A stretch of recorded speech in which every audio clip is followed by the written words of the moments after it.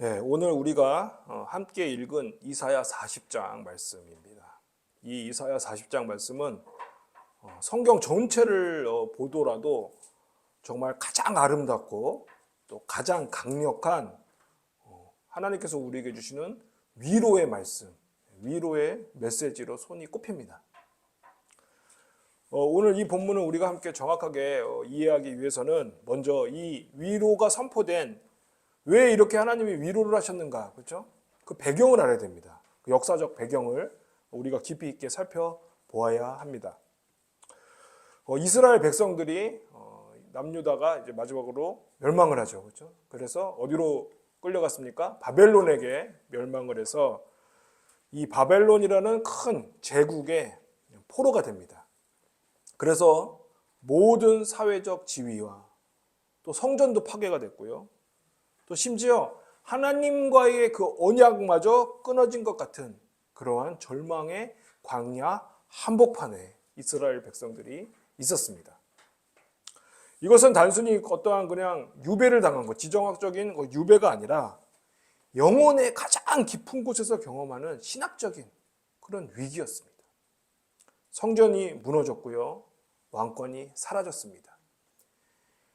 그리고 이스라엘이 굳게 믿고 붙들고 있었던 여호와 하나님의 제사, 그렇죠? 그 성전 정치, 성전의 그 믿음이 붕괴가 된 것입니다. 그래서 백성들은요, 정말 하나님이 우리를 버리셨는가? 그런 질문 속에서 신앙의 기초 자체가 흔들렸습니다. 이러한 절망 속에서 바벨론 강가에 앉아 시온을 향해 슬피 우는 이 포로들에게 하나님께서 이제 새로운 이 위로의 메시지를 전하신 것입니다. 여러분, 우리는 어떻습니까? 여러분은 어떠십니까? 우리가 겉으로는 풍요로운 삶을 살고 있는 것 같지만 우리의 내면은, 우리의 영혼은 영적 갈등 가운데 타들어가고 있지는 않으십니까? 끊임없는 만남, 끊임없는 투쟁, 물질과의 싸움, 그리고 내가 과연 잘하고 있는가라는 계속되는 자기 증명의 압박 속에서 우리는 영적 탈수 상태에 빠져 있을 수도 있습니다. 나이가 들수록 또 직급이 높아질수록 더욱 그러하지 않습니까? 자기 일터의 사업체의 규모나 회사 속에서 우리가 삶을 살 때에 계속 내가 건재함을, 능력이 있음을 보여줘야 되고요. 중요한 결정을 내려야 되고요. 또 그에 따른 삶의 책임을 져야 됩니다. 그러면서 우리의 이 내면은 누가 돌봐줍니까? 우리의 연약함은 누가 안아줍니까? 이것이 바로 현재 우리의 이 도시라는 그러한 형태의 광야인 것입니다. 서울의 아파트들, 여의도의 사무실들, 강남의 고급 음식점들, 이 모든 것들이 우리가 살고 있는 지금 영적 광야의 풍경들입니다. 우리는 과거 40년 전만 하더라도 상상할 수 없는 물질적으로는 가장 발달한 도시에 살고 있으면서도 그럼에도 불구하고 우리의 영혼 깊은 곳에서는 사막의 목마름을 경험하고 있습니다. 시편 42편의 기자처럼 우리는 사슴이 시냇물을 찾기에 갈급한 같이 하나님을 찾지만 세상의 소음은 우리에게 너의 하나님이 어디 있냐고 조롱하고 있습니다. 세상은 이렇게 속삭입니다. 성공이 없으면 너는 아무것도 아니다. 명예가 없으면 너는 더 이상 사랑받지 못할 것이다. 돈이 없으면 안전할 수가 없다. 이러한 세상의 거짓말들이 우리 영혼의 광야의 더위를 더욱 뜨겁게 하고 우리의 목마름을 더욱 심하게 만듭니다. 그러한 이 막막한 도시의 광야에서 길을 잃은 우리에게 하나님은 오늘 말씀을 통해 우리에게 선포하십니다. 위로하라. 내 백성을 위로하라. 이 위로하라는 명령을 2번이나 반복하셨습니다. 이렇게 2번이나 반복한 표현은요, 단순히 어떤 히브리어의 문법적인 강조로 그치는 것이 아닙니다. 절실한 명령인 겁니다. 마치 응급실 의사가 스태프들한테 응급처치 명령을 긴박하게, 그렇죠? 급하게 내리는 것처럼 하나님이 당신의 종들에게, 백성들에게 이 백성을 위로하라고 절박하게 명령하고 계시는 것입니다. 왜냐?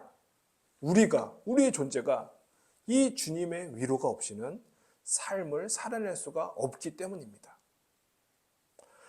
하나님이 명령하시는 이 위로는요, 단순히 잘 될 거야 라는 그런 긍정적인 사고가 아닙니다. 자기개발 서적에 나오죠. 긍정의 힘, 그런 게 있습니다. 그런 게 절대 아니고요. 또 심리 상담에서 얘기하는 감정 관리 이런 것도 절대 아닙니다. 이 위로에는 강력한 신학적 근육이 들어가 있어요. 하나님의 위로는요, 여러분, 감정의 차원이 아닙니다. 그 감정의 차원을 넘어서 신학적인 현실에 기초를 하고 있는 것입니다. 먼저 이 위로는요, 하나님과의 언약 관계를 재확인해 줍니다. 1절 말씀 봉독합니다. 너희의 하나님이 이르시되 너희는 위로하라, 내 백성을 위로하라 그러셨어요. 1절에서 하나님은 이스라엘을 향해서 뭐라고 그러셨죠? 내 백성, 그렇죠? 내 백성이라고 그랬고요. 자신을 뭐라고 그러셨습니까? 너희의 하나님이라고 그러셨어요. 이건 그냥 단순히 호칭을 부른 게 아니에요, 여러분. 시내산 언약, 시내산에서 나는 너희 하나님이 되고 너희는 나의 거룩한 백성이 될 것이라는 그 시내산 옛 언약의 공식을 다시 꺼내 드신 겁니다. 그 언약의 말씀을 다시 선포하신 거예요. 여러분, 이 바벨론 포로기 동안 이스라엘이 가장 고민했고 무서워했던 질문이 뭔지 아십니까? 혹시 하나님이 우리를 버린 게 아닌가? 우리가 이제 하나님의 백성이 아닌 게 아닌가? 그렇죠? 우리가 이제 끝난 게 아닌가? 하나님과 단절된 게 아닌가? 끊어진 게 아닌가? 이것이 그들이 갖고 있는 가장 깊은 공포였습니다. 왜냐? 아브라함의 언약 이래에 너희는 내 백성이라는 그 신분이 이스라엘의 정체성의 전부였기 때문입니다. 그것이 없으면 여러분, 이스라엘 백성은 아무것도 아니기 때문입니다. 그럼 이들만 그럽니까? 우리도 마찬가지지 않을까요? 우리가 일터에서 경험하는 가장 깊은 공포가 무엇입니까? 내가 필요 없는 존재가 아닌가? 인정 못 받고 있는 것이 아닌가? 이런 생각입니다. 그렇기 때문에 우리는 어떻게 합니까? 더 열심히 일하고요. 더 열심히 자신을 증명하려고 합니다. 하지만 그것으로 절대 채워줄 수 없는 공허함이 있지 않습니까? 하나님은요, 하나님의 신실함에 근거하셔서 이스라엘을 내 백성이라고 다시 한번 부르고 계시는 것입니다. 근데 왜 이런 일이 벌어졌습니까? 이스라엘 백성들이 죄를 지었죠. 그러므로 인해서 하나님과의 그 언약을 이스라엘 백성이 파기한 것입니다. 사람이 파기한 거예요. 우상을 섬겼고요. 하나님의 율법과 말씀을 거역했습니다. 그렇기 때문에 멸망하고 바벨론의 포로로 잡혀가는 그러한 상황에 처하게 된 것이었습니다. 하지만 여러분, 하나님의 이 언약에 대한 신실하심은요, 이 백성의 불신앙을 다 덮을 만큼 능가하십니다. 왜냐? 하나님은 우리를 사랑하시기 때문입니다. 하나님은 공의로우시기 때문에 죄를 심판하실 수밖에 없어요. 하지만 그 심판 속에서도 하나님 우리를 사랑하시기 때문에 그 언약한 그 신실함을 버리지 않으신 것입니다. 그러므로 여러분들이 혹시 삶에서 실패했거나 신앙적으로 무너지고 있으십니까? 가정에서 어려움을 당하고 계십니까?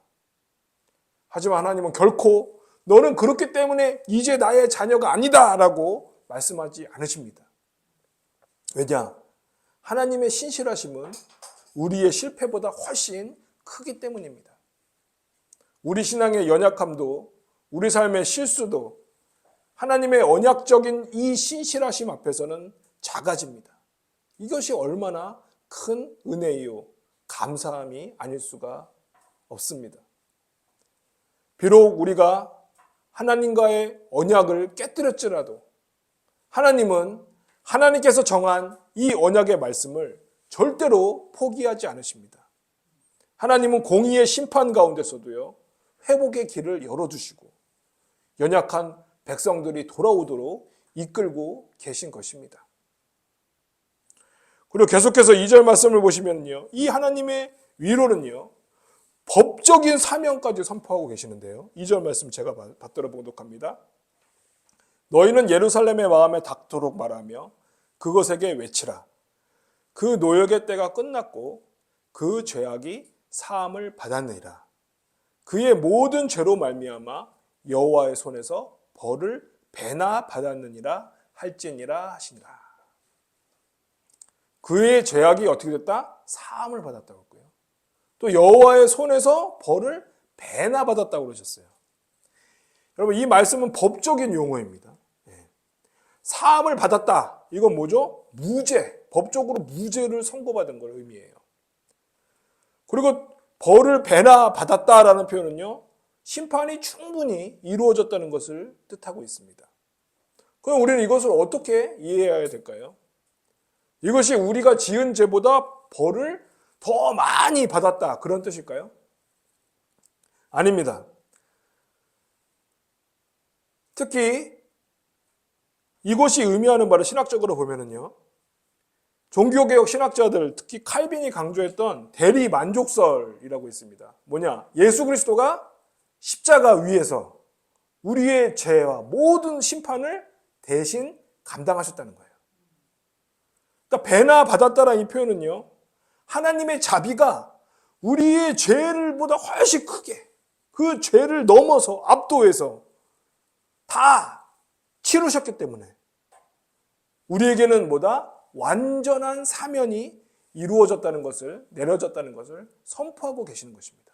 죄가 다 끝났다는 거예요. 완전히 사면됐다는 겁니다, 여러분. 우리가 삶을 살아갈 때 우리는 우리의 삶을 더욱더 완전하게, 완벽하게 살아내려는 그러한 무거운 짐을 지고 있습니다. 늘 자신이 평가를 받고요. 또 실적이 부족하면 자책하죠. 내가 능력이 부족한 것이 아닐까라고 자문하곤 합니다. 근데 여러분, 세상에 이런 평가 문화에 물들어 있으면요, 우리 영혼도 같은 방식으로 우리 자신을 평가하기 시작합니다. 나는 구원받을 자격이 없다. 나는 하나님의 자녀로서 사랑받기에 충분하지 못하다. 이렇게 죄로 물들어 있는 내가 과연 하나님 앞에 나아갈 수 있을까? 하지만 여러분, 복음은 다릅니다. 복음은 말씀하십니다.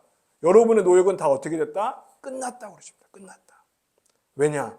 그리스도께서 십자가에서 그 배나 되는 벌을 대신 감당하셨습니다.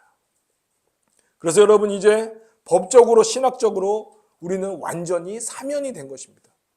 이것이 바로 종교개혁자들이 외쳤던 오직 은혜, 오직 은혜의 의미입니다.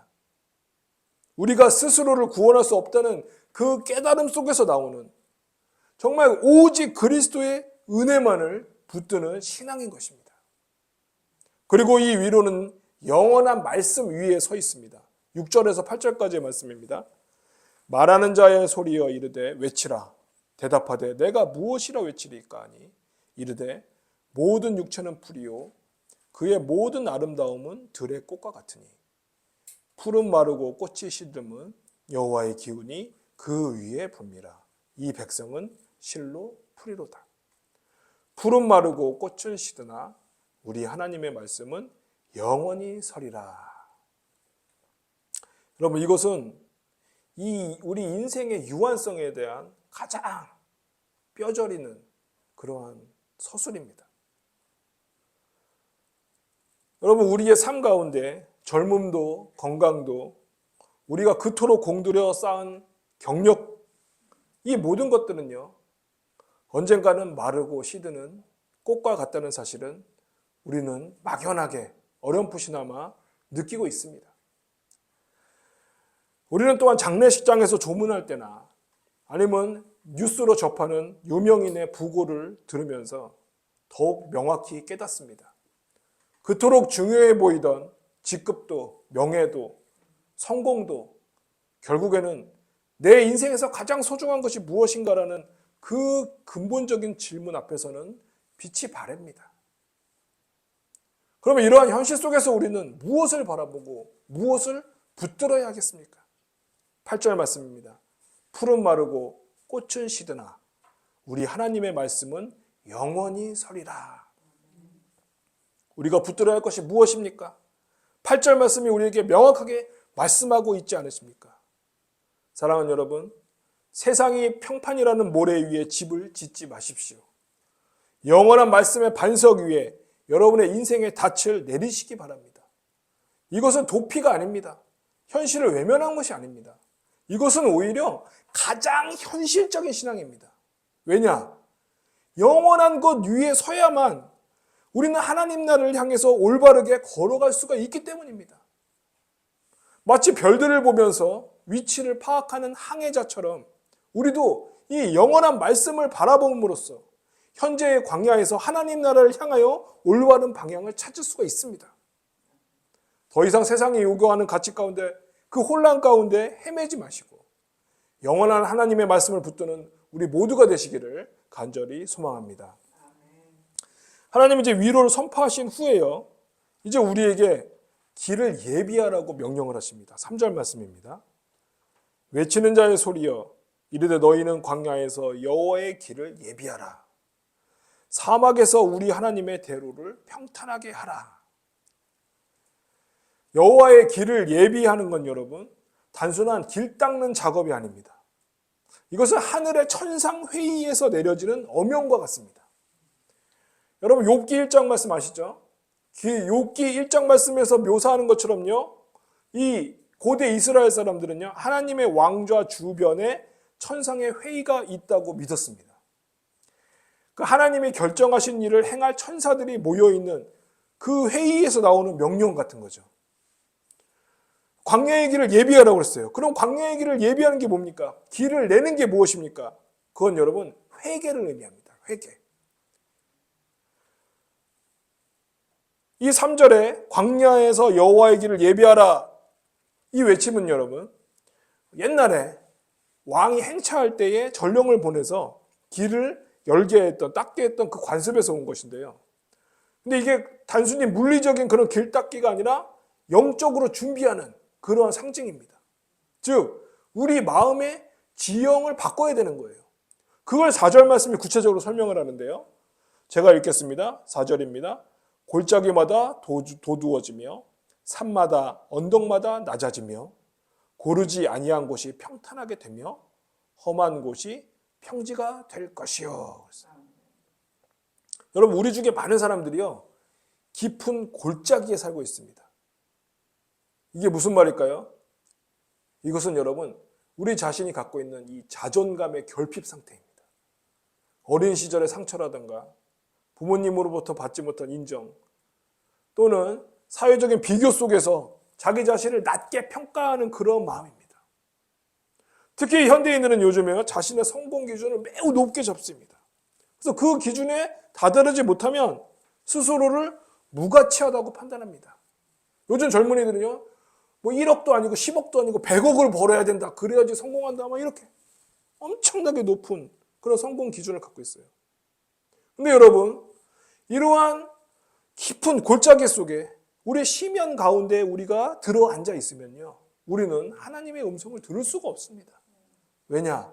그 안에는 온통 나 자신을 향한 비난의 목소리로 가득 차 있기 때문입니다. 그럼 어떻게 됩니까? 이 골짜기를 주님의 은혜로 메꿔야 됩니다. 여러분, 주님이 보시는 여러분의 가치는요, 여러분이 이뤄낸 성과가 절대로 아닙니다. 주님은요, 여러분을 창조하신 그 순간부터 여러분을 이미 귀한 존재로 아끼고 사랑하십니다. 또 마찬가지로 여러분, 우리가 자랑하는 것들도 낮춰야 됩니다. 내가 이룬 것들, 나의 전문성, 사회적인 지위, 이런 모든 성취, 그렇게 여기는 모든 높은 산들, 이거를 주님 앞에 다 낮춰야 됩니다. 우리 현대인들에게 가장 교묘한 죄는요, 영적인 교만입니다. 우리는요, 나는 충분히 신앙적이다, 나는 충분히 믿음이 있다, 나는 충분히 도덕적이다, 나는 충분히 성공했다, 나는 충분히 좋은 사람이라고 생각하고 믿습니다. 이것이 바로 여러분, 우리 마음속에 있는 높은 교만의 산입니다. 근데 여러분, 이 산을 낮추는 게 결코 쉽지가 않아요. 왜냐? 그것이 낮춰지면 낮춰질수록 우리는 우리를 들여다보게 되는 겁니다. 우리 자신의 실존과 나의 한계를 봐야 되기 때문에, 고통스럽기 때문에 우린 그걸 애써 외면합니다. 낮추지 않아요. 이렇게 낮추는 것, 이렇게 평탄화하는 이 작업이 바로 진정한 회개입니다. 회개는 여러분 단순히 나는 죄인입니다 라고 고백하고 끝내는 게 아니에요. 회개는요 여러분, 우리의 이 영적인 지형을 근본적으로 변화시키는 것입니다. 바울 사도가 고린도후서에서 말씀한 것과 같이 모든 우리의 생각을 예수 그리스도에게 복종시키는 것입니다. 우리 마음의 높은 생각들 어떻게 해야 됩니까? 낮춰야 됩니다. 우리가 움켜쥐고 있는 나만의 성공 방정식을 내려놓을 때에, 그때에 비로소 하나님의 영광이 지나갈 수 있는 대로가 만들어지는 것입니다. 이것이 바로 여러분, 우리가 주님을 기다리는 대림절의 영적인 의미가 아니겠습니까? 우리는 예수님을 맞이하기 위해서 먼저 우리의 이 예비되지 않은 마음을 인정하고요, 이 교만한 마음을 주님 앞에서 깎아내는 것입니다. 우리가 우리 자신의 무능함을 알 때에, 그때야 비로소 우리는 하나님의 능력을 깨닫게 되는 것입니다. 나를 비우고 내 안을 성령으로 가득 채워야 됩니다. 이것이 바로 여러분 진정한 성령 충만인 것입니다. 또한 여러분, 여호와의 길을 예비하라는 것은요, 영광이 이루어지는 것, 영광이 나타나는 것을 기대하는 삶입니다. 5절은 이렇게 약속합니다. 5절 말씀입니다. 여호와의 영광이 나타나고 모든 육체가 그것을 함께 보리라. 이는 여호와의 입이 말씀하셨느니라. 여기서 영광은요, 단순히 눈부신 빛을 의미하지 않습니다. 이 영광이라고 번역된 헬라어 단어는요, 무게, 실체, 임재의 무거움, 이런 것을 의미하는데요, 이것은 하나님의 거룩한 실제, 하나님이 구체적인 임재하심을 말씀하고 있습니다. 대림절은 바로 이 영광을 기다리는 절기입니다. 우리는 예수 그리스도의 첫 번째 오심을 기념하고요, 동시에 예수님의 재림을 기대하고 있다고 했습니다. 이것이 바로 종말론적인 대망입니다. 하지만 여러분, 이 대망은요, 우리가 지난 시간에 살펴봤듯이 미래에만 국한되고 있지 않습니다. 우리의 현재, 오늘의 삶 속에도 다가오는 하나님 나라, 하나님의 그 영광을 우리는 경험할 수가 있습니다. 현대인들은요, 늘 보여지는 영광을 추구합니다. 더 좋은 차, 더 넓은 집, 더 높은 직급, 더 많은 연봉. 우리의 욕구는 여러분 끝이 없습니다. 왜냐? 세상이 제시하는 영광은요, 항상 허무한 허상이기 때문입니다. 마치 신기루처럼 우리가 다가갈수록 또 다른 신기루가 떠오릅니다. 그렇지만 여러분, 성경이 말씀하는 영광은 다릅니다. 그 영광은 예수 그리스도 안에서 나타났습니다. 십자가라는 가장 낮은 곳, 가장 수치로운 그 처형대에서 하나님의 가장 큰 영광이 드러났습니다. 여러분의 가장 연약한 자리, 그 광야의 한 복판에서 하나님의 영광은 나타날 것입니다. 언제? 우리가 우리 자신의 한계를 인정할 때에, 우리가 우리의 죄를 깨달을 때에, 바로 그때 우리는 하나님의 구원을, 영광을 보게 되는 것입니다. 사랑하는 여러분, 여러분은 언제 가장 깊이 하나님의 영광을 체험하셨습니까? 여러분이 가장 성공했을 때입니까? 아니면 여러분들이 가장 절망했을 때, 그때 그 광야 속에서 하나님을 만나셨습니까? 대부분의 신앙의 거인들은요, 광야 가운데서 하나님의 영광을 봅니다. 욥이 그랬고요, 다윗이 그랬고요, 예레미야와 많은 선지자들이 그랬습니다. 그 모든 어려움과 고통과 절망과 도피 속에서 그들은 하나님의 영광을 보았고 하나님의 임재를 경험했습니다. 그리고 여러분, 우리도 이 광야의 한복판에서 하나님 앞에 엎드릴 때에 하나님께서 우리를 굽어주시고 살펴주시고 하나님의 영광으로 함께 하실 줄로 믿습니다. 그리고 여러분, 계속해서 우리는 9절 말씀에서 아름다운 소식을 전하는 자로 부름을 받았습니다. 9절 말씀 제가 받들어 봉독합니다. 아름다운 소식을 시온에 전하는 자여, 너는 높은 산에 오르라. 아름다운 소식을 예루살렘에 전하는 자여, 너는 힘써 소리를 높이라. 두려워하지 말고 소리를 높여 유다의 성읍들에게 이르기를 너희의 하나님을 보라 하라. 주님은 예루살렘을 향해서요, 높은 산에 오르라 라고 하셨고요. 또 힘써 소리를 높여 두려워하지 말고 말하라, 선포하라고 명령을 하십니다. 여러분, 이것은 단순한 외침이 아니고요. 주님께서 주신 사명입니다. 오늘날 우리 기독교는 많은 어려움을 당하고 있습니다. 한국 사회에서 이 기독교에 대한 부정적인 인식이 높아지고 있어요. 이러한 상황 가운데 소리를 높여 말하라는 이 명령은 얼마나 도전적입니까?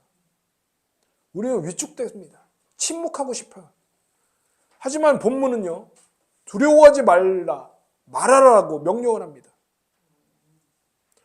우리의 삶, 우리의 일터, 우리가 살아가는 이 세상의 우리의 자리는요, 단순히 나의 자아를 실현하고 물질적인 충족을 얻는 그러한 곳으로 멈추는 것이 아닙니다.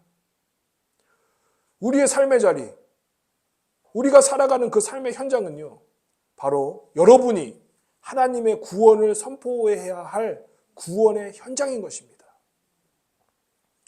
여러분 주변의 이웃들, 동료들, 부하 직원들, 거래처 사람들, 그 모두가 영적 갈등 가운데 헤매고 있습니다.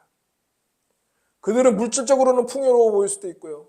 또 삶의 바쁨 가운데 많은 것을 이루고 있는 것처럼 보일 수 있지만 그들의 영혼은 공허하지 않습니까? 사랑하는 여러분, 여러분들께서 누리고 있는 이 위로의 소식을 그들에게 전하시기 바랍니다. 그것은 여러분 말뿐만이 아닙니다. 이 위로의 소식을 전하는 것, 구원의 소식을 전하는 것은요, 여러분의 삶 속에서 드러나는 평안과 정직과 자비와 사랑을 통해서 증거가 되어야 합니다. 왜냐하면 여러분, 사람들은요, 우리의 말을 듣는 게 아니라 우리의 삶을 지켜보기 때문입니다. 우리 삶에 보여주는 이 위로의 진실성, 진정성이 가장 강력한 전도입니다. 여러분 생각해 보십시오. 우리의 이웃들이 우리를 볼 때 무엇을 봅니까? 그들이 여러분들을 만날 때 그들은 여러분들 속에서 주님의 평안을 느끼고 있습니까? 아니면 여러분들도 그들처럼 영혼의 목마름 가운데 있습니까? 이것이 여러분 전도의 핵심입니다. 우리가 먼저 이 하나님의 위로를 깊이 경험해야 됩니다. 우리가 알아야 됩니다. 우리가 그 안에서 충만함이 있어야 됩니다. 그래야지만 우리가 이 위로를 나눌 수가 있습니다. 그래 여러분, 하나님과의 깊은 교제 가운데 영적으로 우리가 위로를 받고 회복이 돼야 됩니다. 그리하여 그것을 또 주위에 전해야 됩니다. 이 사명을 온전히 감당하는 우리 모두가 되시기를 간절히 소망합니다. 이제 10절, 11절 말씀 보겠습니다. 10절, 11절 말씀이요. 이제 이 10절, 11절 말씀은요, 우리의 영혼을 어떻게 변화시켜야 되는지를 말해주는데요. 10절 말씀입니다. 보라, 주 여호와께서 장차 강한 자로 임하실 것이요 친히 그의 팔로 다스리실 것이라. 보라, 상급이 그에게 있고 보응이 그의 앞에 있으며 그랬어요. 여기서 여러분 우리는 뭘 봅니까? 강한 하나님의 절대 주권을 봅니다. 하나님은 온 우주의 주관자이세요. 역사 속의 모든 나라와 모든 제국과 모든 권력자들도 다 하나님의 손 안에 있습니다. 바벨론의 느부갓네살도요, 로마의 황제도요, 또 지금 현대의 어떤 권력자도 모두 다 하나님의 손 안에 있습니다. 여러분의 경력도, 여러분의 일터도, 여러분의 가정도, 여러분의 건강도 모두 다 하나님의 손 안에 있습니다. 이것을 섭리신학이라고 합니다. 이건 여러분 운명론이 아니에요. 우리에게는 여전히 우리의 삶에 대한 책임이 있습니다. 우리는 여전히 최선을 다해서 우리의 삶을 살아가야 됩니다. 하지만 그 모든 일의 결과는 다 어디 있다? 하나님의 손 안에 있다는 겁니다. 결과는 하나님께 맡기는 거예요. 그리고 우리는 하나님의 강한 팔에 의지하는 겁니다. 이것이 여러분 진정한 자유입니다. 하나님께 맡기고 최선을 다하게 살아야 돼요. 그 결과는 하나님한테 올려드리는 것. 이것이 여러분 진정한 자유를 얻는 것입니다. 근데 놀라운 일이 벌어집니다. 10절에서요, 가장 강력한 존재로 나타나신 하나님이 11절에서 뭐가 되시냐? 갑자기 목자가 되십니다. 11절 말씀입니다. 그는 목자같이 양떼를 먹이시며 어린 양을 그 팔로 모아 품에 안으시며 젖먹이는 암컷들을 온순히 인도하시리로다. 강한 팔로 세상을 심판하고 다스리시는 그분이 그 팔로 어떻게 하신다? 여러분을 품에 안으신다고 해요. 마치 어머니가 어린아이를 안는 것 같이 안으신다고 합니다. 이것이 여러분 우리 신앙의 너무나도 중요한 중심입니다. 하나님은 전지전능하신 절대 강력한 주권자이시면서도 동시에 어떻게 하신다? 우리를 가장 깊이 사랑하시고 품어 안아주시는 목자이십니다. 이것이 여러분 바로 임마누엘 신학의 핵심입니다. 하나님이 우리와 함께하고 계시다는 거예요. 하나님이 멀리서 지켜보시는 관찰자로서 우리와 함께 하시는 게 아니라 우리를 어떻게 해요? 직접 품에 안으시는 거예요. 직접 살과 살이 맞다는 겁니다.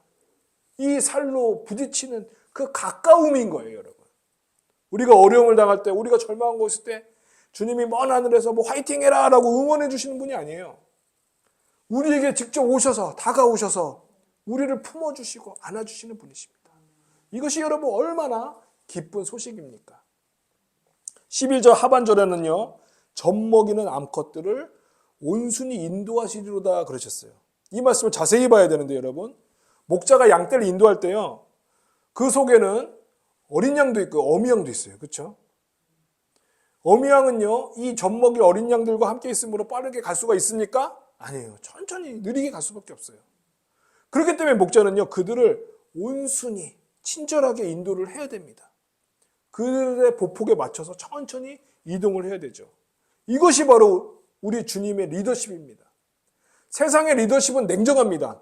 따라올 수 있으면 따라오고 따라오지 못하면 낙오되는 거예요. 끝나는 거예요. 하지만 우리 주님의 리더십은 다릅니다. 주님은 우리의 연약함을 아시고요. 우리의 걸음걸이를 아시고요. 우리의 모든 보폭과 사정을 다 아세요. 그리고 우리를 그것에 맞춰서 온순히 친절히 인도를 하고 계시는 것입니다. 우리는 우리가 어떤 사람인지 잘 알고 있죠. 내가 얼마나 연약하고 내가 얼마나 실수가 많고 내가 얼마나 해낼 수 없는 것들이 많은지를 우리는 알고 있습니다. 그래서 번아웃을 경험하기도 하고요. 절망 속에 쓰러지기도 하죠. 하지만 이럴 때 우리 주님은 우리에게 찾아오십니다. 그리고 말씀하십니다. 내가 너를 안다.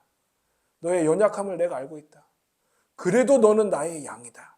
내가 너를 친절히 온순히 인도하겠다라고 말씀하고 계시는 것입니다. 이것이 얼마나 우리에게 큰 위로가 되고 감사한 약속이 아니겠습니까? 사랑하는 성도 여러분, 우리는 대림절의 마지막 네 번째 주일을 맞이했습니다. 우리가 기다리는 성탄절날 아기 예수로 오신 주님은 바로 우리의 선한 목자이십니다. 우리의 선한 목자이신 주님은 우리의 이름을 아십니다. 우리의 고단한 어깨를 감싸 안으십니다. 우리가 놓친 것들도 아시고요. 우리가 이루어낸 것들도 다 아세요. 우리의 가장 깊은 고통도 우리의 작은 기쁨도 아십니다. 그리고 주님은 우리를 내 백성이라고 불러주십니다. 성탄을 맞이하는 이번 한 주간 우리 주님의 품에 푹 안기셔서 주님께서 주시는 위로로 힘을 내시기 바랍니다. 우리 주님께서 주시는 위로는 세상이 주는 것 같지 않습니다. 영원히 시들지 않는 말씀의 위로가 그리고 우리를 품에 안으시는 그 목자의 따스한 체온이 우리의 영혼을 새롭게 해 주실 것입니다. 이 위로의 힘으로 이 은혜로 오늘도 일어나 힘을 내시고 또 우리가 받는 것을 끝내는 것이 아니라 이 위로를 주위 사람들에게 전하며 하나님의 뜻 안에서 승리하는 우리 모두가 되시기를 간절히 소망합니다. 기도하시겠습니다. 하나님 아버지, 오늘 우리에게 이 귀한 위로의 말씀을 선포해 주시는을 감사합니다. 광야 같은 도시에서 영원히 마른 우리들이 내 백성을 위로하라는 이 생명의 말씀을 다시 들었습니다. 우리가 실패했을 때 우리를 버리지 않으시는 하나님의 언약적 신실함을 깊이 깨닫게 해주시고 십자가에서 우리가 받아야 할 모든 심판을 대신 담당하신 우리 주님의 그 놀라운 죄사함의 은혜를 우리 마음에 새겨 주시옵소서. 우리 마음속 자존감의 골짜기를 주님의 은혜로 채워 주시고 우리가 품고 있는 영적인 교만의 높은 산을 낮춰 주시옵소서. 모든 생각을 주 예수님께 복종시키고 영원한 말씀의 반석 위에 우리의 인생의 닻을 견고히 내리는 우리 모두가 되게 하여 주시옵소서. 또한 우리가 세상에 성공해주는 신기루를 쫓지 않고 주님의 선한 목자 되심을 깊이 경험하고 신뢰하게 하여 주시옵소서. 절망할 때 우리를 품에 안으시는 그 주님의 따뜻한 포옹 속에서 우리가 새로운 힘과 위로를 얻게 하여 주시옵소서. 성탄절을 맞이하는 이 귀한 시간, 우리가 이 위로의 소식을 또한 우리 주변의 모든 사람들에게 전하는 아름다운 복음의 전달자가 되게 하여 주시옵소서. 우리의 삶 속에 드러나는 평안과 정직과 자비로 증거되는 그 놀라운 복음이 우리를 통하여 하나님의 살아계심을 나타내는 증거가 되게 하여 주시옵소서. 아버지 하나님, 부족한 저희들 주님의 품에 푹 안기어 이 위로의 은혜로 힘을 내고 하나님의 뜻 안에서 승리하는 우리 모두가 되기를 간절히 소망합니다. 오직 주님만을 의지하며 예수 그리스도 이름으로 기도하옵나이다. 아멘.